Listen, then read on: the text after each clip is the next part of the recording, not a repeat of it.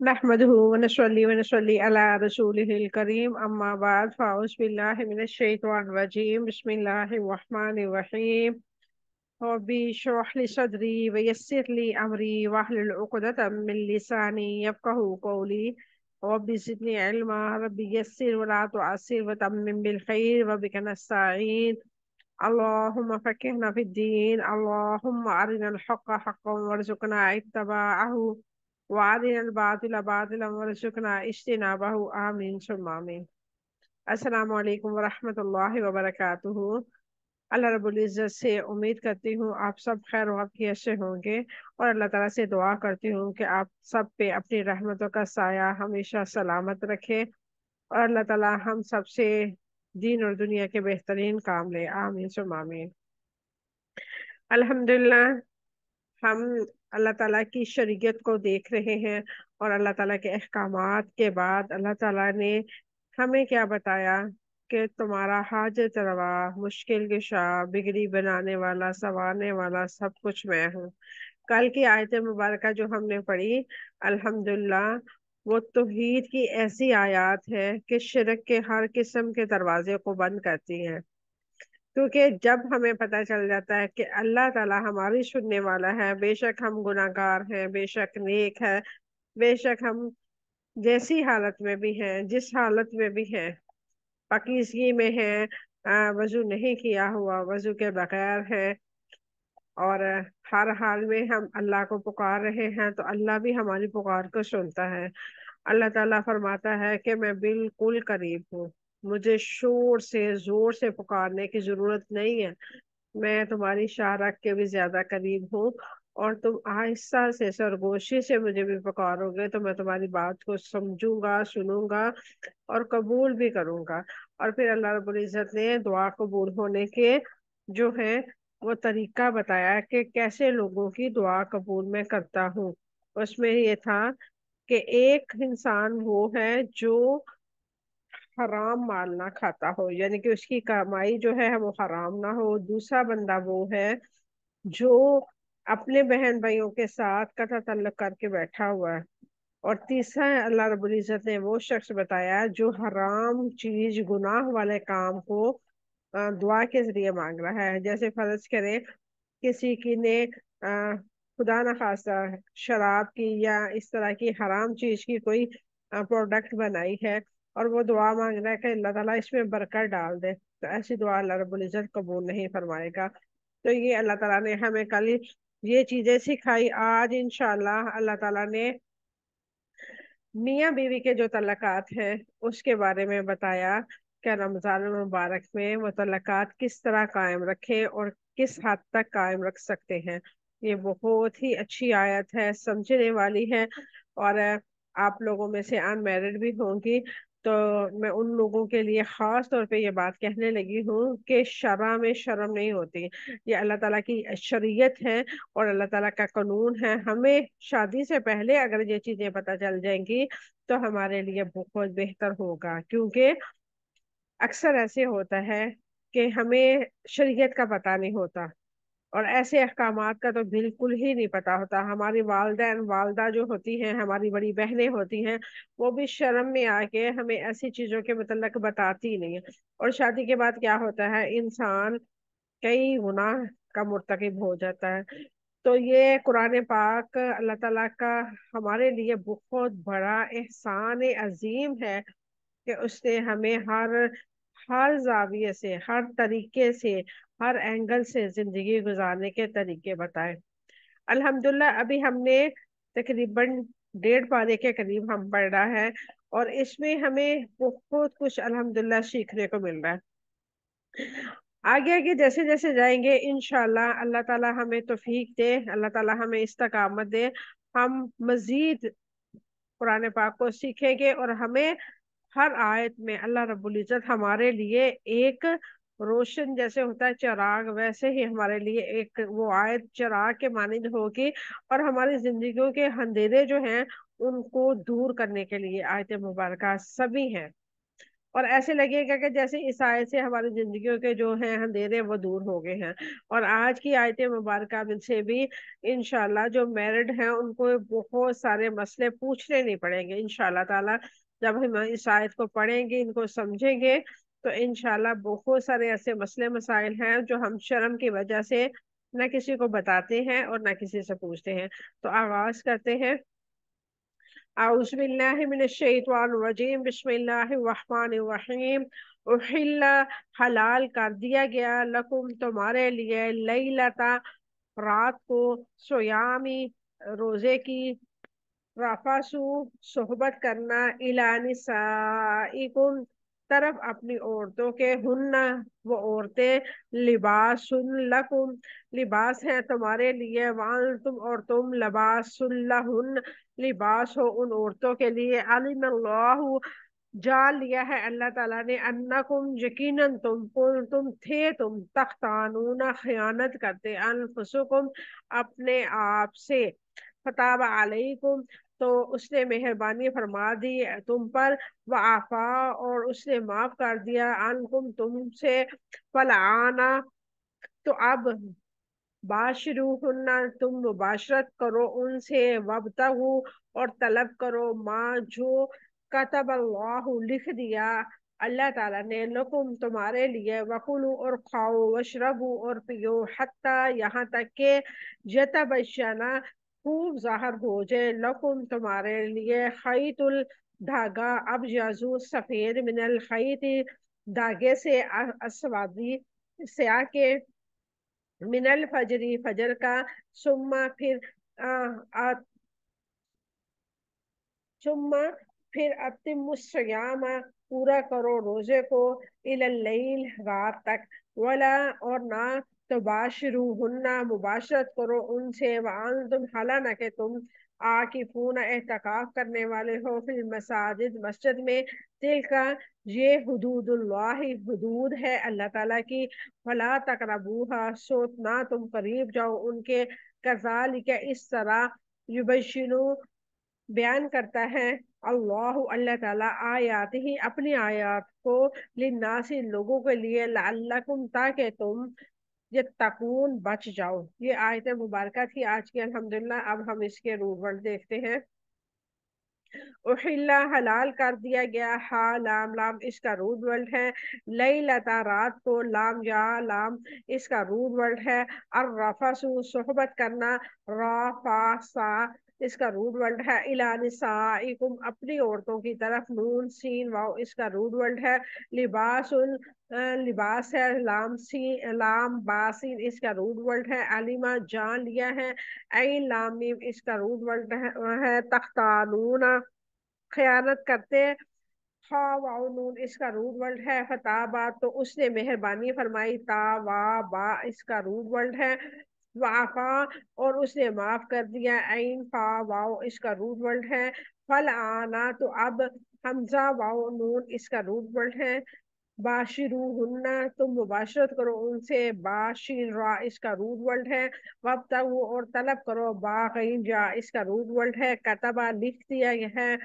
کاف تابا اس کا root word ہے، وشربو اور پیو، شین بارا شین رابا اس کا روٹ ورڈ ہے، یہ تبشنا خوب ظاہر ہو جائے، با یا نون اس کا روٹ ورڈ ہے، الخیط دھاگا، خا یات وا اس کا روٹ ورڈ ہے، الابیض سفید، با یا دوات اس کا روٹ ورڈ ہے، الاسودو اسودی سیاہ، سین واو دال اس کا روٹ ورڈ ہے، من الفجر فجر کا، فا جیم را اس کا روٹ ورڈ ہے، اتمو پورا کرو، تامیم میم اس کا روٹ ورڈ ہے، تباشروہن مباشرت کرو ان سے، باشین را اس کا روٹ ورڈ ہے، عاکفون اعتکاف کرنے والے ہو، عین کا فا اس کا روٹ ورڈ ہے، حدود حدود ہے، ہا دال واو اس کا روٹ ورڈ ہے، فلا تقربوہا سو نہ تم ان کے قریب جاؤ ان کے، کاف وا با اس کا روٹ ورڈ ہے، یبشنو کھول کر بیان کرتا ہے، با یا نون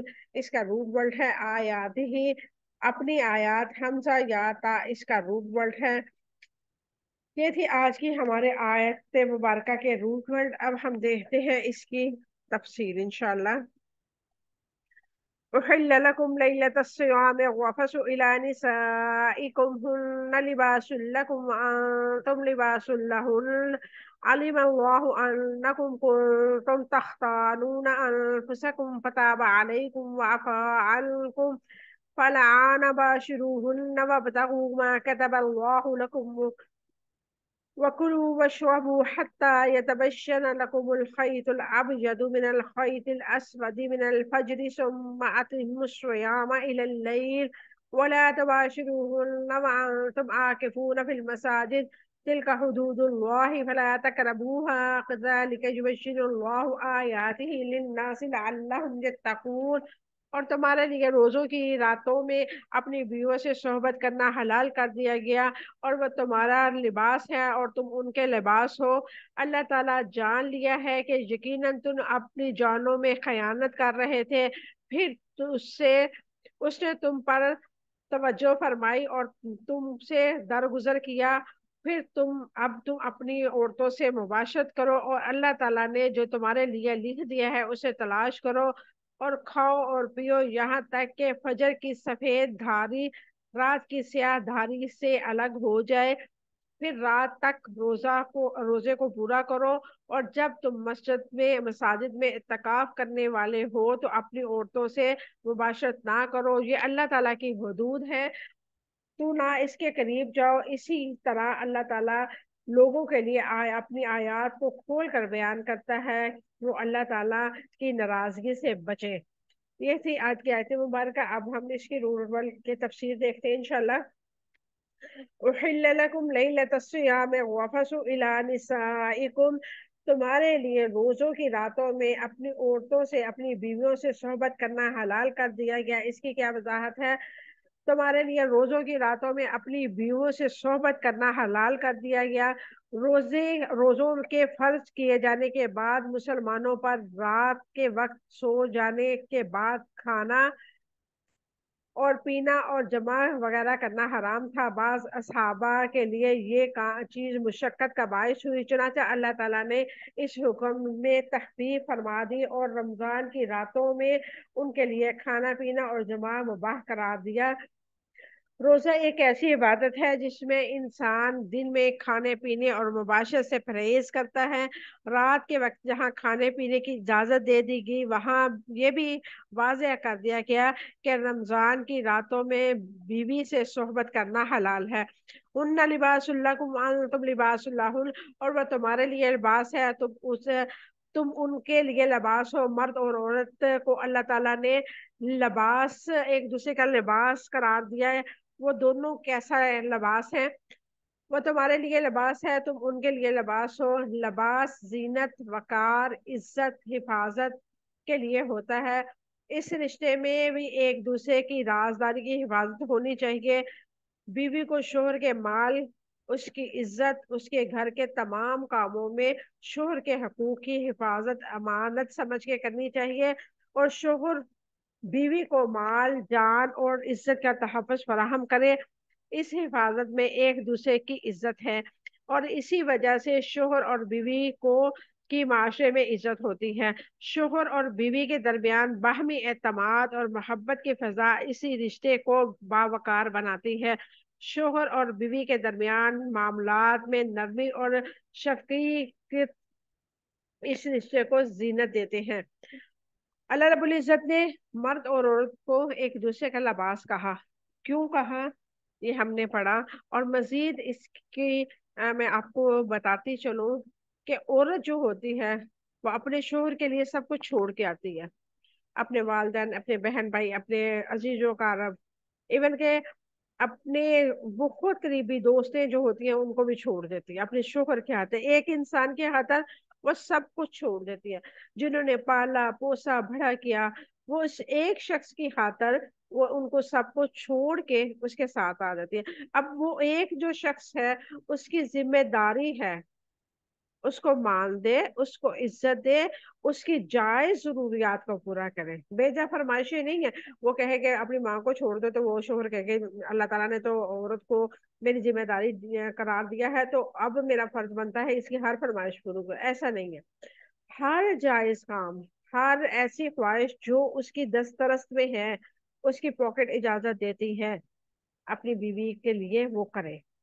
اور عورت کو بھی چاہیے کہ اپنے شوہر کا مان، عزت، وقار اپنے میکے میں بھی بنائے اور اپنے سسرال میں بھی بنائے۔ اگر کوئی بات دونوں میں ہو جائے تو اس کے سر پہ بازو رکھ کے تو شور شرابہ نہ ڈال کے بیٹھ جائے کہ ہائے اللہ جی میرے ساتھ تو یہ ہو گیا، یہ تو اتنا برا ہے، یہ تو یہ ہے، یہ تو فلاں ہے، یہ تو مرد ہی نہیں ہے۔ عورت جو ہے اپنے شوہر کو اگر عزت دے گی نا تو مرد اس کو کئی گنا عزت دے گا۔ عورت تھوڑی سی جذباتی ہوتی ہے، کچھ ایسے مسائل ہوتے ہیں کہ اس سے برداشت نہیں ہوتے، وہ برداشت نہیں کر پاتی، لیکن اللہ تعالیٰ نے جب عورت کو عورت بنایا تو بہت عزت دی۔ آپ کو پتا ہوگا سبھی کو کہ اللہ تعالیٰ نے آدم کو مٹی سے بنایا، ٹھیک ہے، اور کئی سال آدم کا جو پتلا تھا، سیدنا آدم علیہ السلام کا جو پتلا تھا، وہ پڑا رہا، ٹھیک ہے، لیکن اللہ تعالیٰ نے عورت کو پڑا نہیں رہنے دیا اور نہ ہی مٹی سے بنایا۔ اللہ تعالیٰ نے حضرت آدم علیہ السلام کی بائیں پسلی سے حوا کی پیدائش کی، کس لیے؟ عورت کو عزت دی گئی۔ اور مرد بھی جو خاندانی مرد ہوتے ہیں، جو دین کو سمجھتے ہیں، وہ عورت کو اسی طرح عزت دیتے ہیں۔ اور عورتوں کو بھی چاہیے کہ اپنے شوہروں کا خیال رکھیں، ان کے کھانے پینے سے لے کے ان کے سکون تک کا خیال رکھیں، تاکہ یہ جو رشتہ ہے، یہ اکثر میں نے پڑھتی ہوں، آپ لوگوں نے بھی پڑھا ہوگا کہ یہ ریشم کی جو ایک دھاگا ہوتا ہے نا، اس سے بھی زیادہ نازک ہوتا ہے اور لوہے سے زیادہ مضبوط ہوتا ہے۔ ٹوٹنے بھی آئے تو چھوٹی سی بات پہ ٹوٹ جاتا ہے، اور اگر یہ نبھانے پہ آئے تو بڑھاپے میں بھی جا کے ایک دوسرے کے ساتھ وہ ایسے ہی رہتے ہیں جیسے کہ وہ ایک ہاتھ میں انگلیاں دو ہوتی ہیں ویسے۔ میں یہاں پہ اپنے والدین کی مثال آپ کے سامنے رکھوں گی۔ میرے والدین، اللہ انہیں جنت میں جگہ دے، اللہ تعالیٰ ان کی مغفرت فرمائے، انہوں نے ساری زندگی بہت زیادہ ایک دوسرے کا خیال رکھا، اور اللہ تعالیٰ نے اس قدر ان کو عزت دی۔ اور میری امی کی ڈیتھ کے 3 دن بعد میرے فادر کی ڈیتھ ہو گئی۔ اس قدر ان دونوں میں محبت تھی کہ ایک ہفتے کے اندر وہ دونوں، فرائیڈے کو میری ماما کی ڈیتھ ہوئی اور آگے منگل والے دن میرے ابو کی ڈیتھ ہو گئی، اور ہم اس قدر حیران ہوئے کہ ان میں اس قدر محبت تھی کہ آخری لمحات میرے امی کی جب ڈیتھ ہوئی ہے، اس ٹائم ان کی جو تاثرات تھے وہ میں بیان نہیں کر سکتی۔ تو یہ کیا تھا؟ الحمدللہ میں نے اپنے والدین کو، یہ تعریف نہیں ہے، کوئی بھی یہاں پہ ہوتا میں ضرور ان کی اس جگہ ان کی تعریف کرتی، میں نے اپنے والدین کو کبھی تہجد چھوڑتے ہوئے نہیں دیکھا تھا۔ بہت سارے ایسے مسائل تھے کہ دونوں کی انبن ہوتی تھی، لیکن ان دونوں کی محبت ایسی تھی کہ ہم رش کیا کرتے تھے۔ تو یہ چیز تب سمجھ آتی ہے، یہ بات میں اپنے والدین کی یہاں پہ مثال اس لیے دی ہے کہ جو لوگ دیندار ہوتے ہیں ان کو سمجھ ہوتی ہے، عورت کو بھی سمجھ ہوتی ہے کہ اپنے شوہر کو کیا مقام دینا ہے، اور شوہر کو بھی سمجھ ہوتی ہے کہ اپنی بیوی کی عزت کیسے کروانی ہے۔ اور یہ دونوں کا رشتہ تبھی کام رہتا ہے جب دونوں دیندار ہوں، دین کو سمجھتے ہوں، دین کو فالو کرنے والے ہوں۔ تو ایسے جو زندگیاں ہوتی ہیں، جو دیندار ہوتے ہیں، جو قرآن کو سمجھنے والے ہوتے ہیں، جنہوں نے قرآن پاک کو پڑھا ہوتا ہے ترجمے کے ساتھ، جن کی محبت ہوتی ہے قرآن کے ساتھ، اللہ رب العزت ان کے رشتوں کو ایسے مضبوط بنا دیتا ہے کہ وہ چند دن بھی ایک دوسرے کی جدائی کے بغیر نہیں جی سکتے۔ اللہ رب العزت میرے والدین کی قبروں پر کروڑہا رحمت نازل فرمائے، آمین۔ روزے کے بارے میں کن غلط فہمیوں کی وضاحت کی گئی ہے؟ عربوں میں یہ سمجھا جاتا تھا کہ مرد اور عورت کا تعلق روزوں میں ناجائز ہے، رات میں اس کا تعلق کی اجازت دے دی گئی، اسے برا فعل سمجھتے ہوئے نہ کرو، بلکہ اللہ تعالیٰ کی اجازت سے دل کی پاکیزگی کے ساتھ کرو، یعنی کہ چھپ چھپا کے نہ کرو، میاں بیوی کا رشتہ حلال ہے تو اس کو حلال طریقے سے ہی نبھایا جائے تو اچھی بات ہے، بد فعلی یا برے عمل، بری نیت سے نہ کرو۔ دوسری غلط فہمی یہ تھی کہ جنابت کی حالت میں روزہ نہیں رکھ سکتے، یہ بہت اہم مسئلہ ہے ہمارے لوگوں کے لیے۔ بخاری و مسلم کی روایت کے مطابق فجر تک کی اجازت ہے۔ تیسری غلط فہمی یہ تھی کہ عشاء کی نماز کے بعد کھانا پینا حرام ہے، اس لیے روزے کی حد طلوع فجر تک لے کر غروب آفتاب تک مقرر کر دی۔ چوتھی غلط فہمی یہ تھی کہ وصال کے روزے جائز ہیں تو بغیر کھائے پیے کئی دن روزے رکھے، یعنی کہ وصال کے روزے، یعنی کہ 3 دن 4 4 دن کھانا پینا ہی نہیں ہے۔ نبی کریم صلی اللہ علیہ وسلم نے اس سے منع فرما دیا۔ اب یہ جو دوسری کیٹیگری ہے اس کو میں آپ لوگوں کو تھوڑا سا سمجھاتی جاؤں۔ دوسری کیٹیگری یہ ہے کہ جنابت کی حالت میں روزہ نہیں رکھ سکتے۔ اکثر ابھی بھی ہمارے ایریا میں کچھ ایسے لوگ ہیں جو دین کو نہیں سمجھتے اور سنی سنائی باتوں پہ عمل کرتے ہیں۔ وہ کہتے ہیں کہ نہیں جی، عورت اگر جنابت کی حالت میں ہے تو نہ کچھ پکا سکتے ہیں نہ کچھ کھا سکتے ہیں، جبکہ حدیث مبارکہ کی روشنی میں ہمیں پتہ چلتا ہے کہ اگر عورت رمضان المبارک میں ایسی حالت میں ہے کہ وہ جنابت میں ہے اور اس کے پاس ٹائم بھی بہت کم ہے، وہ سو گئی تھی، اس کی آنکھ دیر سے کھلی ہے، اب وہ ٹائم کم ہے، اگر وہ غسل کرتی ہے تو اس کا روزہ جو ہے وہ مس ہو جائے گا۔ تو وہ کیا کرے گی؟ وہ صرف وضو کرے گی اور وضو کرنے کے بعد وہ اپنی یعنی کہ سحری جو کا انتظام ہے وہ کرے گی، وہ کھانا خود بنا بھی لے گی، کھا بھی سکتی ہے اور کھلا بھی سکتی ہے۔ یہ نہیں ہے، ہمارے ہاں یہ مشہور ہے کہ اگر عورت جنابت ہے میں کی حالت میں ہے، وہ جتنے قدم چلے گی اتنا گناہ ہوگا، ایسی کوئی روایت نہیں ہے۔ ہمارا دین بہت آسان ہے، اور یہ جو رشتہ میاں بیوی کا ہوتا ہے یہ حلال رشتہ ہے، اور اس جیسے حرام کا گناہ ہے اسی طرح حلال کام میں اللہ تعالیٰ نے ثواب رکھا ہے، اور جو چیز ثواب کی زد میں آ جاتی ہے، ثواب کے دائرے کار میں آ جاتی ہے، تو اس میں کسی حالت میں بھی گناہ نہیں ہو سکتا۔ ٹھیک ہے، افضل یہ ہے کہ جنابت کا غسل کر لیا جائے۔ اگر فرض کرے کوئی ایسی بات ہے، آپ کو نیند آ رہی ہے یا کچھ بھی ہے، تو آپ سو سکتے ہیں، اس میں کوئی حرج والی بات نہیں ہے۔ آپ وضو کریں، وضو کرنے کے بعد آپ سو سکتے ہیں۔ کئی دفعہ نبی کریم صلی اللہ علیہ وسلم وضو بھی نہیں کرتے تھے، پانی کو چھوئے بغیر بھی وہ سو جایا کرتے تھے۔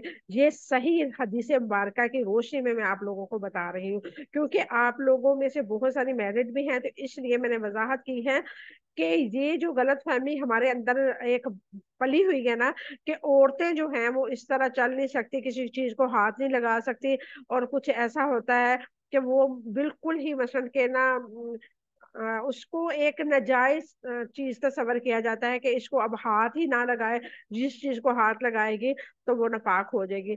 اسی طرح ہماری ایک جاننے والی ہے، تو اس نے مجھے بتایا کہ میری شادی کے بعد میں اپنے سسرال میں تھی، تو میں ایسے ہی جنابت کی حالت میں تھی، تو میں نے کچن میں جا کے گلاس پکڑ لیا، مجھے پیاس لگی ہوئی تھی، تو میری ساس نے مجھے بہت ساری باتیں سنائی اور اس گلاس کو پھینک دیا کہ یہ ناپاک ہو گیا ہے۔ اللہ تعالی ہم سب کو ہدایت دے، کیونکہ یہ تبھی چیزیں ہوتی ہیں، اس طرح کی مسائل تبھی پیدا ہوتے ہیں جب ہم دین کو نہیں سمجھتے۔ علم اللہ انکم کنتم تختانون انفسکم فتاب علیکم وعفا عنکم، اللہ تعالیٰ نے جان لیا ہے یقیناً تم اپنی جانوں میں سے خیانت کر رہے تھے، پھر اس نے تم پر توجہ فرمائی اور تم سے درگزر کیا۔ اس کی کیا وضاحت ہے؟ امام بخاری نے برا بن عازم رضی اللہ تعالیٰ عنہ سے روایت کی ہے کہ رمضان کے روزوں کی فضیلت کے بعد لوگ پورا رمضان اپنی بیویوں کے قریب نہیں جاتے تھے، لیکن بعض لوگ خیانت کرتے تھے، یعنی کہ جمع کر لیتے تھے، تو اللہ تعالیٰ نے سورۃ بقرہ کی آیت علم اللہ انکم کنتم تختانون نازل فرمائی، اور رمضان کی راتوں میں جمع کرنا جائز ہو گیا۔ ایک روایت میں سیدنا عمر بن خطاب رضی اللہ تعالیٰ عنہ سے بھی ایسی غلطی ہو گئی تھی۔ صحیح بخاری حدیث نمبر 4508۔ اس آیت کے اس حصے میں واضح کر دیا گیا کہ لوگ غلط فہمی میں مبتلا ہیں کہ روزوں میں مرد اور عورت کا تعلق ناجائز ہے، جبکہ شوہر اور بیوی ایک دوسرے کے لیے آرام پہنچتا ہے، ایک آپس میں ملتے جلتے اٹھنا بیٹھنا جب ایک دوسرے کے ساتھ ہو تو پھر بچنا ممکن نہیں ہوتا، اور اپنے اندر کی خیانت پاتے ہیں تو اللہ تعالیٰ کی رحمت سے اس نے توبہ قبول کی اور اس نے اللہ یعنی کہ اللہ رب العزت نے اس چیز پہ درگزر فرما کے اللہ تعالیٰ نے اجازت دے دی شادی شدہ جو کپل ہیں ان کے لیے کہ آپ لوگ مباشرت کر سکتے ہو. فَالْآنَ بَاشِرُوهُنَّ وَابْتَغُوا مَا كَتَبَ اللَّهُ لَكُمْ. اور پھر تم ان عورتوں سے مباشرت کرو اور اللہ تعالیٰ نے جو تمہارے لیے لکھ دیا اسے تلاش کرو. فَالْآنَ بَاشِرُوهُنَّ وَابْتَغُوا مَا كَتَبَ اللَّهُ لَكُمْ. پھر ان عورتوں سے مباشرت کرو اور اللہ تعالیٰ نے جو تمہارے لیے لکھ دیا ہے اسے تلاش کرو. اس چیز میں دو چیزوں کی اس آیت میں دو چیزوں کی اجازت ہے. ایک عورت سے مباشرت کرو, بیوی سے اولاد حاصل کرو. یعنی کہ ہم بستی کے بعد انسان کی یہ سوچ ہوتی کہ اولاد پیدا ہو, اور اللہ تعالیٰ نے یہ خوشخبری دی ہے کہ جو تمہاری قسمت میں لکھا ہوا ہے اللہ تعالیٰ کی نعمت ہے اسے تلاش کرو. کلوا واشربوا حتى يتبين لكم الخيط الابيض من الخيط الاسود من الفجر. اور کھاؤ اور پیے یہاں تک کہ فجر کی سفید داری سیاہ داری کے ساتھ الگ ہو جائے. اس کی کیا وضاحت ہے؟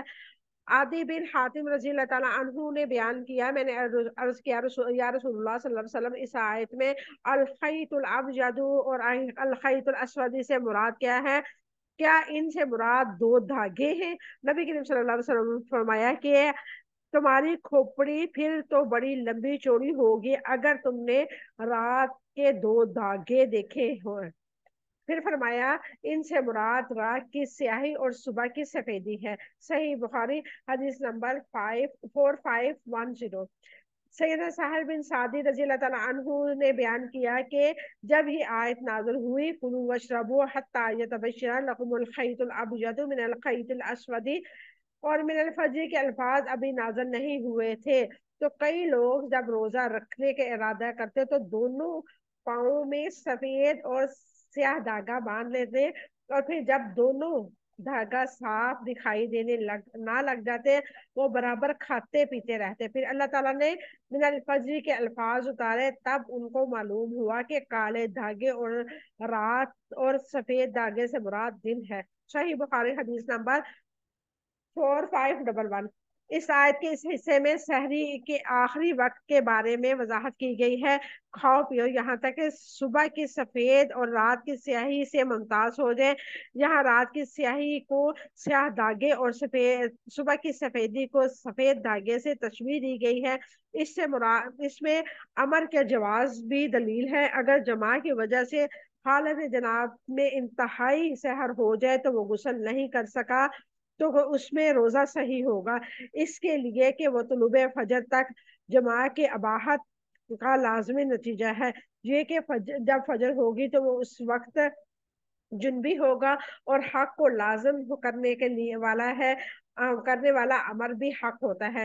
یعنی کہ وہ طلوع فجر تک وہ تو جنبی حالت میں ہوگا, اس طرح اس کا روزہ ہو جائے گا. یہ نہیں ہے کہ جنبی حالت میں ہے, جنابت کی حالت میں ہے, غسل ابھی نہیں کیا تو روزہ ہی نہیں رکھنا. کیا جو میں تو ناپاک تھی تو میں نے روزہ رکھا ہی نہیں. آپ روزہ رکھ لیں آرام سکون سے. روزہ رکھنے کے بعد آپ غسل کر لیں فجر کی نماز قضا نہ ہو. ثم اتموا الصيام الى الليل. پھر رات تک روزے کو پورا کرو. رات تک پورا کرنے سے کیا مراد ہے؟ پھر رات تک روزے کو پورا کرو. جہاں رات کی حد شروع ہوتی ہے وہاں روزے کی حد ختم ہو جاتی ہے. رات کی حد طلوع آفتاب سے شروع ہوتی ہے. سحری و افطاری کے بارے میں نبی کریم صلی اللہ علیہ وسلم کی کیا تعلیمات ہے؟ سیدنا انس بن مالک رضی اللہ تعالیٰ سے روایت ہے کہ رسول اللہ صلی اللہ علیہ وسلم نے فرمایا سحری کھاؤ اس میں برکت ہے. سیدنا ابو ہریرہ رضی اللہ تعالیٰ عنہ سے روایت ہے کہ رسول اللہ صلی اللہ علیہ وسلم نے فرمایا تم میں سے کوئی شخص سحری کھا رہا ہو, اذان کی آواز سنے اور برتن اس کے ہاتھ میں ہو تو اس کو فوراً نہ چھوڑے بلکہ اپنی ضرورت پوری کر لے. اس حدیث مبارکہ سے یہ پتہ چلتا ہے کہ اگر ہمارے پاس ہم کچھ کھا رہے ہیں, ہمارے ہاتھ میں پکڑا ہوا ہے, یعنی کہ نوالے کچھ چند ایک نوالے پکڑے ہوئے ہیں, تو ہم اس کو پورا کھا لیں. کچھ لوگ کہتے ہیں کہ اذانوں کو پہلے ہی چھوڑ دینا چاہیے. یہ نہیں ہے. یہاں پہ وضاحت کی کہ اذان کی آواز سنے اور برتن کے اندر ہاتھ ہو تو فوراً نہ چھوڑے. ہاں البتہ یہ نہیں ہے کہ انسان کھا پی لے اچھی طریقے سے, پھر وہ پانی پی رہا ہے اور پتہ نہیں کیا کیا بعد میں کھا رہا ہے کہ ابھی تو اذانیں ہو رہی ہیں. ایسا نہیں ہے. جو چیز آپ کھا رہے ہیں اس ٹائم اگر اذان شروع ہوگی تو وہ آپ مکمل کر لیں. بس اللہ تعالیٰ کی طرف سے اتنی اجازت ہے. سیدنا عبداللہ بن ابی اوف رضی اللہ تعالیٰ عنہ سے روایت ہے، فرماتے ہیں کہ ہم نے رسول اللہ صلی اللہ علیہ وسلم کے ساتھ ایک سفر میں تھے، آپ صلی اللہ علیہ وسلم روزے سے تھے، سورج غروب ہوتے ہی آپ صلی اللہ علیہ وسلم نے سیدنا بلال رضی اللہ تعالیٰ عنہ کو آواز دی، لو ہمارا شربت۔ بلال رضی اللہ تعالیٰ عنہ نے عرض کیا، یا رسول اللہ صلی اللہ علیہ وسلم، ابھی تو دن چمک رہا ہے۔ آپ صلی اللہ علیہ وسلم نے فرمایا، لاؤ ہمارا شربت۔ آپ صلی اللہ علیہ وسلم نے روزہ افطار کیا، پھر فرمایا، جب رات کی سیاہی مشرق سے اٹھنے لگے تو روزے کا ٹائم جو ہے وہ ختم ہو جاتا ہے۔ سیدنا سہل بن سعدی رضی اللہ تعالیٰ عنہ سے روایت ہے، رسول اللہ صلی اللہ علیہ وسلم نے فرمایا، میری امت کے لوگ اس وقت تک خیر باقی رہے گی جب تک وہ افطار میں جلدی کرتے رہیں گے۔ سیدنا ابو ہریرہ رضی اللہ تعالیٰ عنہ سے روایت ہے کہ نبی کریم صلی اللہ علیہ وسلم نے فرمایا، اللہ عز و جل کا ارشاد ہے کہ مجھ سے سب سے زیادہ پیارے وہ دو بندے ہیں جو روزہ افطار کرنے میں جلدی کرنے والے ہیں۔ وَلَا تُبَاشِرُوهُنَّ وَأَنْتُمْ عَاكِفُونَ فِي الْمَسَاجِدِ، اور تم جب اعتکاف مسجد میں کرنے والے ہو تو اپنی عورتوں سے مباشرت نہ کرو۔ اس سے کیا مراد ہے؟ اعتکاف جو ہے رمضان المبارک کی خصوصی عبادت ہے، اللہ عز و جل کے تقرب حاصل کرنا کے لیے برائے عبادت مسجد میں رہنا اعتکاف کہلاتا ہے۔ اعتکاف کا مطلب یہ ہے کہ انسان رمضان کے آخری 10 دن مسجد میں رہے، جن کو اللہ تعالیٰ کے ذکر کے لیے مختص کر دے۔ اعتکاف کی حالت میں انسان اپنی انسانی ضروریات کے لیے مسجد جا سکتا ہے، لیکن اپنی ایسی ضروریات کے لیے نہیں جس میں اس کی شہوانی لذتیں ہو، یعنی کہ خدا نہ خواستہ کوئی ایمرجنسی ہے تو وہ باہر جا سکتا ہے، کوئی ایمرجنسی ہے، اس طرح نہیں ہے کہ اٹھ کے تو ایسے ہی چل پڑے، چلے جی گھر میں بیوی بچوں سے ملا ہے، ایسے نہیں ہے۔ کوئی بہت زیادہ ایمرجنسی ہے، خدا نہ خواستہ طبیعت خراب ہوگی یا کوئی ڈاکٹر کے پاس جانا تو پھر جا سکتا ہے، ادروائز اجازت نہیں ہے۔ وَأَنْتُمْ عَاكِفُونَ فِي الْمَسَاجِدِ، اور تم مسجدوں میں اعتکاف کرنے والے ہو۔ امام قرطبی رحمہ اللہ کہتے ہیں کہ علماء کا اجماع ہے کہ اعتکاف صرف مساجد میں ہوتا ہے۔ نافع بن کہتے ہیں کہ سیدنا عبداللہ رضی اللہ تعالیٰ عنہ نے مجھے مسجد نبی کا وہ جگہ دکھائی جہاں نبی کریم صلی اللہ علیہ وسلم اعتکاف فرمایا کرتے تھے۔ نبی کریم صلی اللہ علیہ وسلم کی ازواج مطہرات بھی حضرت عائشہ رضی اللہ تعالیٰ عنہ فرماتی ہیں کہ نبی کریم صلی اللہ علیہ وسلم اپنی وفات تک آخری عشرے میں، رمضان کے آخری عشرے میں اعتکاف کرتے رہے ہیں۔ آپ صلی اللہ علیہ وسلم کے بعد آپ کے ازواج مطہرات بھی اعتکاف کرتی رہی ہیں۔ یہاں پہ ایک بات بہت اہم سمجھنے والی ہے کہ عورت کا اعتکاف گھر میں نہیں ہوتا، عورت بھی مسجد میں اعتکاف کرے گی۔ اگر وہ مسجد میں نہیں اعتکاف کرنا چاہتی تو گھر میں بھی اعتکاف نہیں ہوتا کسی صورت میں بھی۔ نبی کریم صلی اللہ علیہ وسلم نے فرمایا، مسجد ہر متقی کا گھر ہے، اور اللہ تعالیٰ ہر اس شخص کے لیے جس کا گھر مسجد ہے خوشی، رحمت اور پلسرات سے گزر کر اپنی رضا یعنی جنت کی ضمانت دی ہے۔ تلک حدود اللہ فلا تقربوها، یہ حدود ہے اللہ تعالیٰ کی، اس کے قریب نہ جاؤ۔ تلک حدود اللہ، یہ حدود ہے اللہ تعالیٰ کی جنہوں نے اپنے بندوں کے لیے مقرر کر دی ہے، فلا تقربوها یعنی کہ اس کی نافرمانی کے کنارے کنارے نہ گھومنا۔ سلامتی اسی میں ہے کہ انسان اپنے گناہوں کی سرحد سے دور رہے، کہیں بھولے سے بھی اس کے پار نہ کر پائے۔ تاکہ بشیر اللہ لکم آیاتہ لعلکم تعقلون، اس طرح اللہ تعالیٰ نے لوگوں کے لیے اپنی آیات کو کھول کر بیان کیا تاکہ اللہ تعالیٰ کی ناراضگی سے بچ سکے۔ جو انسان اللہ تعالیٰ کی ناراضگی سے بچنے کے لیے اپنے آپ کو ایسے کاموں سے روکتا ہے جو اللہ تعالیٰ کو ناپسندیدہ ہے تو وہ کیا ہے؟ وہ متقی ہے۔ اللہ تعالیٰ اپنے بندوں کے پر سارے احکامات واضح کر کے فرماتا ہے تاکہ تم متقی بن جاؤ، ہدایت اور اطاعت کو پہچان لو، یعنی کہ بعض اوقات انسان حرام فعل کا ارتکاب اس وجہ سے کر بیٹھتا ہے کہ اس کے پاس علم نہیں ہوتا، تو اللہ تعالیٰ نے آیت کو کھول کھول کر بیان کیا کہ اب ان کے پاس کوئی حجت نہ رہے، لعلکم تتقون، تاکہ وہ متقی بن جائے، یعنی کہ تقوی ان کو مطلوب ہے۔ اور اس آیت میں واضح ہے، وضاحت فرمائی کہ تقوی اختیار کرنے کا سبب بھی پیدا کر دیا گیا۔ اس آیت مبارکہ سے ہمیں کیا پتہ چلتا ہے کہ اللہ تعالیٰ نے اپنی مکمل شریعت دینے کے بعد کیا فرمایا کہ اللہ تعالیٰ کے حدود کا راس نہ کرو، اور اللہ تعالیٰ کی حدود کیا ہے؟ جس پہ نبی کریم صلی اللہ علیہ وسلم کی مہر نہیں ہے وہ حدود نہیں ہے، اور جس چیز پہ اللہ کے نبی کی مہر ہے وہ اللہ تعالیٰ کی حدود ہے۔ بس یہ چھوٹی سی مثال آپ یاد رکھیں جس چیز میں اللہ تعالیٰ کے نبی نے مہر لگا دی ہے، ہمیں نبی کریم صلی اللہ علیہ وسلم کی سنت سے وہ چیز مل رہی ہے، وہ اللہ تعالیٰ کی حدود ہے۔ اور جس چیز میں اللہ کے نبی کی مہر نہیں ہے، مہر نبوت نہیں ہے، اللہ کے نبی کی اجازت نہیں ہے، وہ ہم کام جتنا بھی خوبصورت کر کے کر لیں، اللہ تعالیٰ کے ہاں قبول نہیں ہوگا۔